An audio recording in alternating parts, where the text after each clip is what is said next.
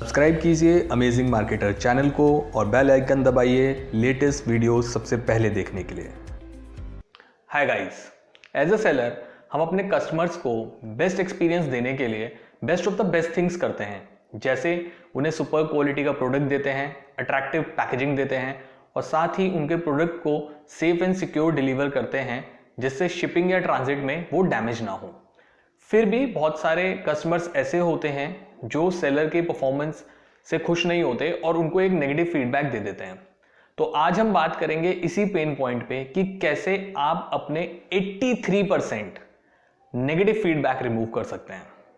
मेरा नाम है सौरभ, आप देख रहे हैं amazing marketer. Let's learn something new today. So primarily her seller के दो ही पेन पॉइंट होते हैं। पहला होता है कि जो प्रोडक्ट उसने बेचा है उस पर कोई रिफंड या क्लेम ना आ जाए। इसके लिए ऑलरेडी मैं एक वीडियो बना चुका हूं, how to deal with fake customers, जिसका लिंक डिस्क्रिप्शन में दिया गया है, आप उसको देख सकते हैं। और दूसरा पेन पॉइंट होता है नेगेटिव सेलर फीडबैक। सो आज हम बात करेंगे इसी पेन पॉइंट पे कि कैसे आप अपने सेलर परफॉर्मेंस डैशबोर्ड में आपके अगेंस्ट जो नेगेटिव फीडबैक आया है उसको रिमूव कर सकते हैं। तो सबसे पहले बात करते हैं कि सेलर परफॉर्मेंस को हाई रखना क्यों जरूरी है। क्योंकि हमें एक चीज समझनी पड़ेगी, अगर हमारी सेलर परफॉर्मेंस डाउन हो रही है तो उसका इंपैक्ट ये होगा कि जो भी मेरी प्रोडक्ट लिस्टिंग है उनकी रैंकिंग गिर जाएगी और वर्स्ट केस सिनेरियो में हो सकता है मेरी सेलिंग प्रिविलेजेस खत्म हो जाए और मेरा अकाउंट सस्पेंड हो जाए।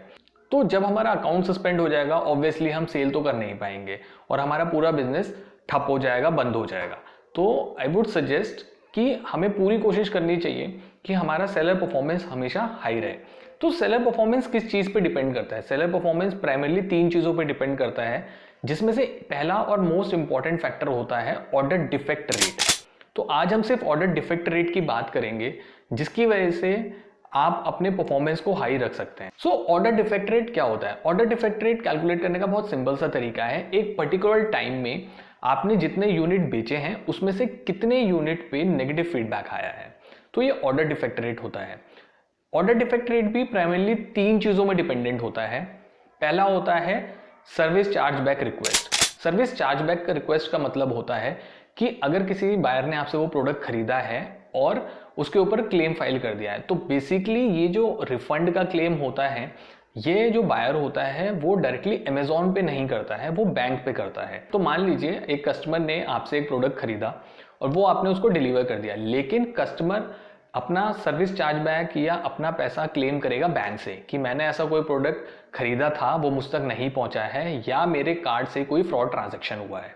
तो इस केस में बेसिकली आप कुछ नहीं कर सकते हैं और ये रिक्वेस्ट डायरेक्टली अमेजन को आती भी नहीं है, लेकिन उससे इंपैक्ट पड़ता है क्योंकि अमेजोन को ये केस बैंक से रिजॉल्व कराना पड़ता है, इसलिए आपकी परफॉर्मेंस को वो डाउनग्रेड कर देता है।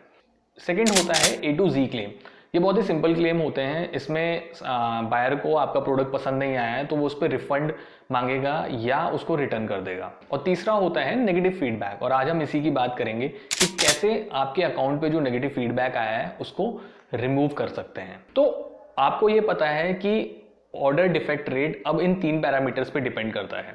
तो हमें पूरी कोशिश करनी है कि हमारा जो ऑर्डर डिफेक्ट रेट है वो अंडर 1% रहे, क्योंकि अगर वो ओवर 1% चला जाता है तो हमारे पक्की बात है कि अकाउंट सस्पेंड हो जाएगा, जो कि हम में से कोई भी नहीं चाहता। तो हमारी पूरी कोशिश ये रहेगी कि कैसे हम ऑर्डर डिफेक्ट रेट को अंडर 1% करें। तो अब वापस आते हैं नेगेटिव फीडबैक पे।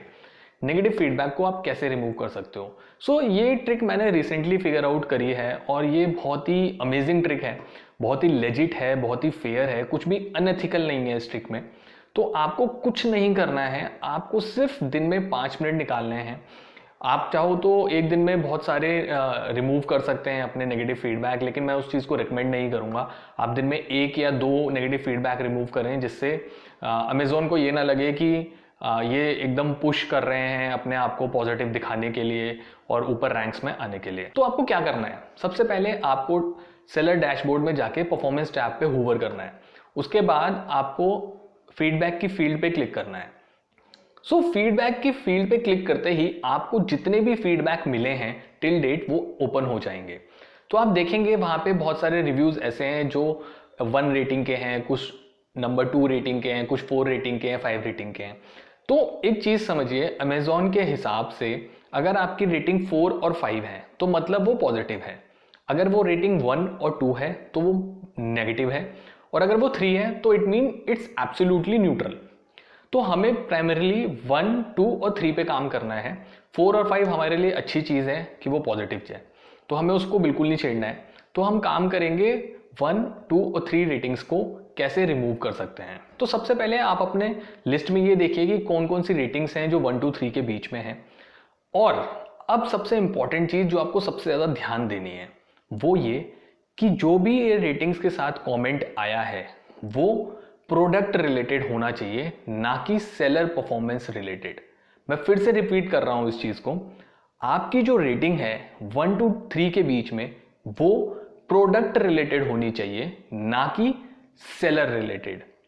मतलब ये है कि अगर किसी कस्टमर ने ये लिखा है कि मैं प्रोडक्ट से डिससेटिस्फाइड हूं या प्रोडक्ट डिफेक्टिव था, लेकिन वो फीडबैक सेलर के लिए दिया है, तो आप उसको बहुत आराम से हटा सकते हैं।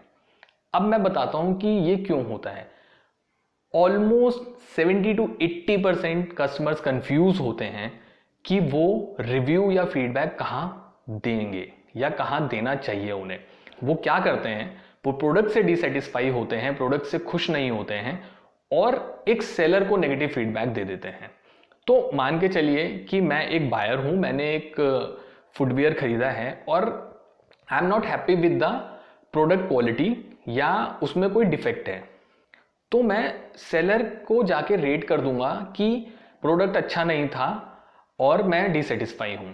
तो आपको यही चीज़ अमेजॉन को बतानी है कि जो भी रेटिंग दी गई है वो प्रोडक्ट रिलेटेड है, ना कि सेलर रिलेटेड, और ये देखते ही अमेजॉन उसको आराम से रिमूव कर देगा। अब मैं बताता हूं कि आप इसको कैसे रिमूव कर सकते हैं। तो जब आप फीडबैक के पेज पे हैं और आपने देख लिया है कि कौन कौन से ऑर्डर पे मुझे 1 to 3 की रेटिंग मिली है, उसमें से कोई भी एक आप ऑर्डर आईडी कॉपी कर लीजिए। उसके बाद आप सीधे सेलर डैशबोर्ड पे कॉन्टैक्ट अस पे क्लिक करिए।